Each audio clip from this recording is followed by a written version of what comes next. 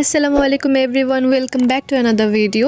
তো আমরা বাড়তি কথা না বলে মূল ভিডিও স্টার্ট করে ফেলতেছি। মাই হ্যাপি ম্যারেজ অ্যানিমে সিরিজটির এপিসোড 2 স্টার্টিংয়ে আমাদেরকে দেখানো হয় যে কিউকা কুডো নিজেকে ইন্ট্রোডিউস করছে। কুডো এখানে বলে যে তাহলে তুমি আমার নতুন হবু বউ, আমার নাম হচ্ছে কিউকা কুডো এবং আমি কুডো ক্ল্যানের হেড, এবং এ বাড়িতে থাকতে হলে তোমাকে আমার কথা মতো চলতে হবে। আমি উঠতে বললে তোমাকে উঠতে হবে, আমি বসতে বললে বসতে হবে, এবং আমি যদি তোমাকে মরে যেতে বলি তাহলে তুমি মরে যেতে পারো। এখন সাধারণত এরকম কোনো কথা শুনলে যে কোনো মেয়ে রেগে যাবে, কিন্তু আমাদের মিও তো ছোটবেলা থেকে আর কি কষ্ট করে বড় হয়েছে, এজন্য সে এখানে একদম নর্মাল রিয়াকশন দেয়। সে তার মাথাটা নিচের দিকে ঝুঁকিয়ে বলে, আপনি যা বলবেন তাই করব, আপনার যদি অন্য কিছু বলার থাকে আপনি তাও বলতে পারেন।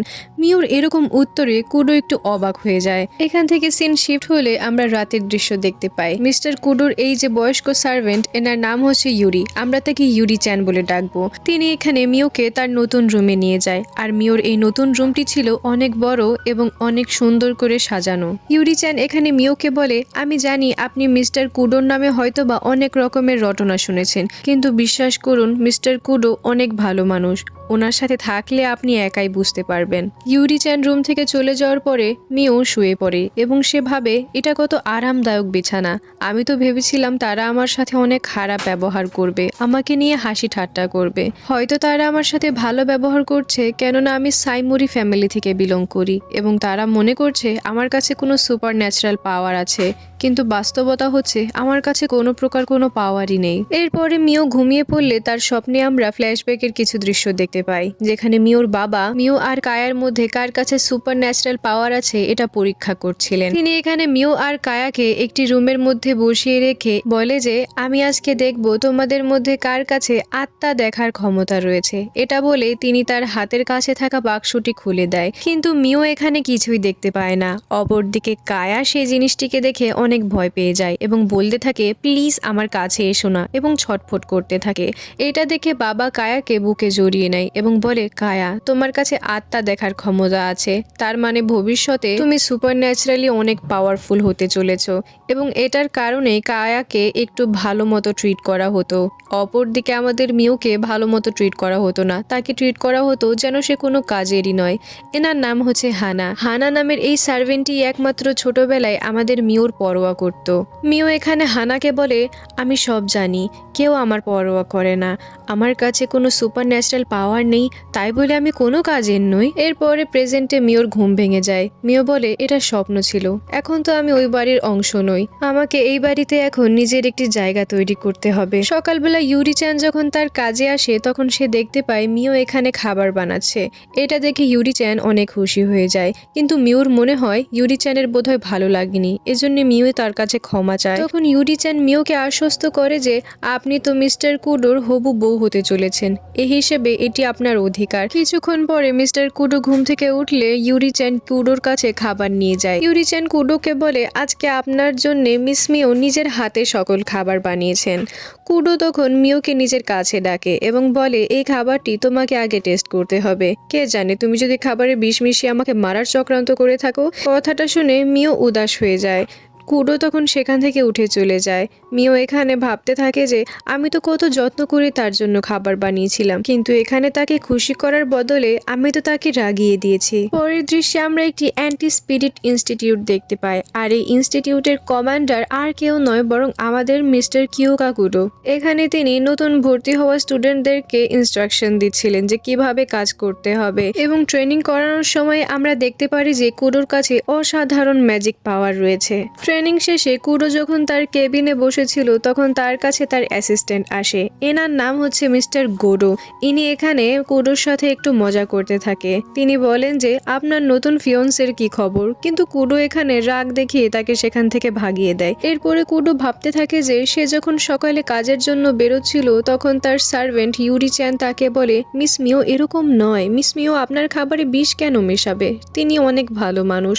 কুডো তখন ভাবে ইউরি চ্যান কখনো কোনো মেয়েকে এর আগে ডিফেন্ড করেনি, তাহলে মিওর মধ্যে কি এমন স্পেশাল রয়েছে। পরের সিনে আমরা সাইমুরি মেনশনে মিওর বাবা এবং কোজিকে দেখতে পাই। কোজি আসলে এখানে সাইমুরি মেনশনে শিফট হতে চলেছে। কোজির বাড়তি জিনিসগুলোকে কায়া মিওর রুমে রেখে আসতে বলে, এজন্য কোজি সেইগুলোকে মিওর রুমে রেখে আসতে যায়। সেখানে গিয়ে সে দেখতে পায় মিওর রুমটি কত ছোট এবং এখানে কোনো আলো বাতাস যাওয়ার সিস্টেম নেই। এটা দেখে কোজি অনেক উদাস হয়ে যায়।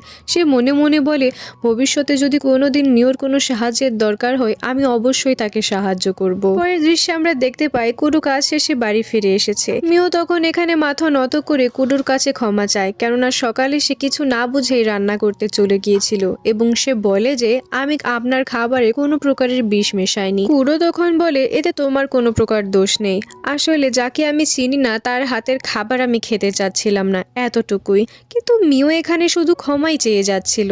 এরপরে কুডু খাবার খেতে বসে, কিন্তু খাবার ঠান্ডা হয়ে গিয়েছিল, যার কারণে মিও তার কাছে আবারও ক্ষমা চায়। কুডু তখন বলে, তুমি বারবার ক্ষমা কেন চাচ্ছ, বারবার এত সরি বলার দরকার নেই। এরপরে খাবার খাওয়া শেষ হয়ে গেলে কুডু হট শাওয়ার নিতে যায়। তখন মিও বলে, আমি আপনার জন্য পানি গরম করে দিচ্ছি। কুডু তখন বলে, তার দরকার নেই, আমি আমার সুপারন্যাচারাল পাওয়ার দিয়ে নিজেই নিজের পানি গরম করে নেব।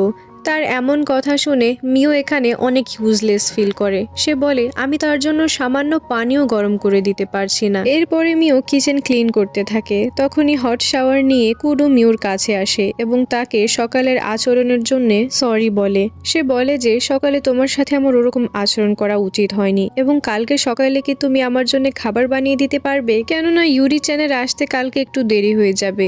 এটা শুনে মিও অনেক খুশি হয়ে যায়। এরপরে কুডু বলে, পানি এখনো গরম আছে, তো তুমি এখনই শাওয়ার নিয়ে নাও। মিও এখানে শাওয়ার নেওয়ার সময় আমরা আবারও মিওর কিছু ফ্ল্যাশব্যাক দেখতে পাই, যেখানে ছোটবেলায় মিওর মায়ের সব অ্যাক্সেসরিজ এবং একটি চেরি ব্লসম কিমোনো পাওয়া যাচ্ছিল না। তখন সে হানাকে জিজ্ঞেস করে, আমার মায়ের সকল জিনিসপত্র কোথায় গিয়েছে হানা?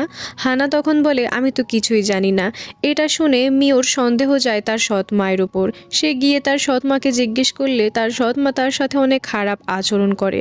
তখনই মিওর মাথা থেকে একটি চিরুনি পড়ে যায়, যেটা তাকে তার মা দিয়েছিল।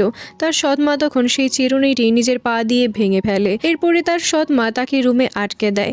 হানা তখন তাদেরকে এ ব্যাপারে নিষেধ করলে তারা হানাকে চাকরি থেকে বের করে দেয়। এরপরে আমরা মিওকে দেখতে পাই যে কিনা ঘুম থেকে উঠে গিয়েছিল।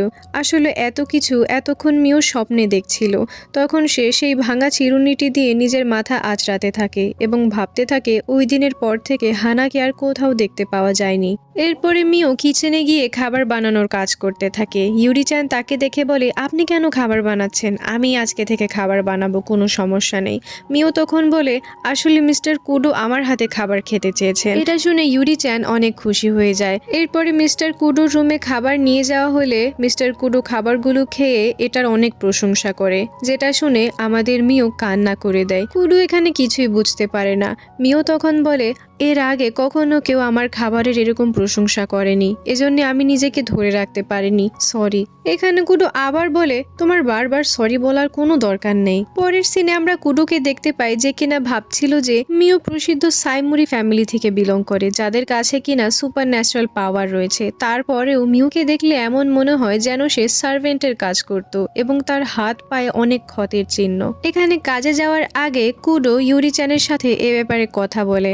তাকে সে বলে যে মিওর সকল মুভমেন্ট যেন ইউরি-চ্যান চেক করে এবং সে এখানে বলে, আমি মিওর ফ্যামিলি সম্পর্কে সকল ইনফরমেশন বের করব, যে আসলে মিওর সাথে কি হয়েছে। পরের সিনে আমরা দেখতে পাই মিওর বাবাকে কোজির বাবা ফোন করেছে এবং সে অনেক রাগারাগি করছিল। সে বলে, তুমি আমাকে ওয়াদা করেছিলে মিওকে আমাদের বংশের বউ বানাবে, কেননা মিওর শরীরে উজুবা বংশের রক্ত বইছে। এই কথোপকথনের মাধ্যমেই এপিসোড 2 শেষ হয়ে যায়। ভিডিওটি কেমন লাগলো অবশ্যই কমেন্টে জানাবেন এবং ভিডিওটি ভালো লেগে থাকলে লাইক করে চ্যানেলটিকে সাবস্ক্রাইব করে আমাদের পাশেই থাকবেন। দেখা হচ্ছে এপিসোড 3-তে, ততদিন পর্যন্ত সুস্থ থাকবেন। আল্লাহ হাফেজ।